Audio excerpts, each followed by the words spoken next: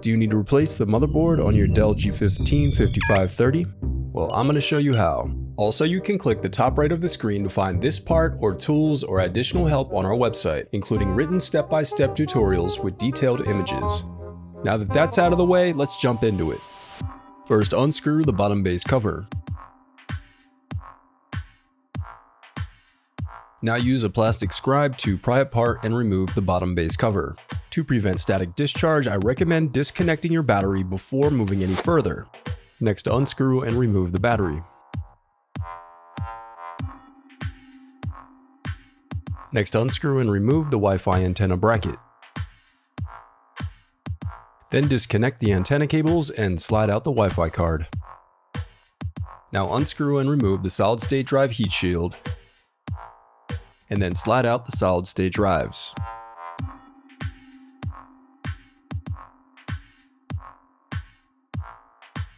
Next, unscrew and slide off the rear input-output cover. Next, unclip the locking tabs and disconnect the LCD cables.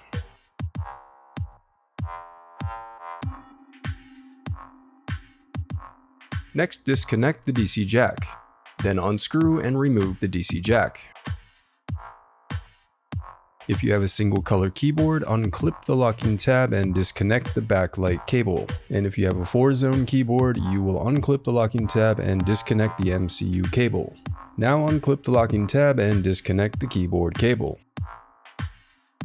Now unclip the locking tab to disconnect the touchpad cable. Next, unclip the locking tab and disconnect the USB board cable. Next, unscrew and remove the Type-C bracket. Next, disconnect the speaker cable. Now disconnect the left and right fan cables. Then unscrew and remove the motherboard.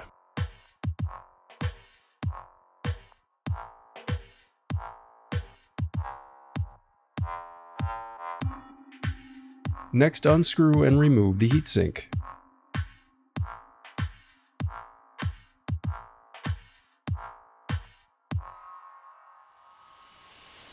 Before replacing your heatsink, it's important to wipe away any old thermal paste from your CPU and heatsink. Note, for maximum cooling of the processor, do not touch the heat transfer areas on the heatsink and CPU. The oils on your skin can reduce the heat transfer capability of the thermal paste. Then apply a small amount of thermal paste to the CPU before replacing your heatsink. The reassembly of your laptop is as simple as following your steps in reverse.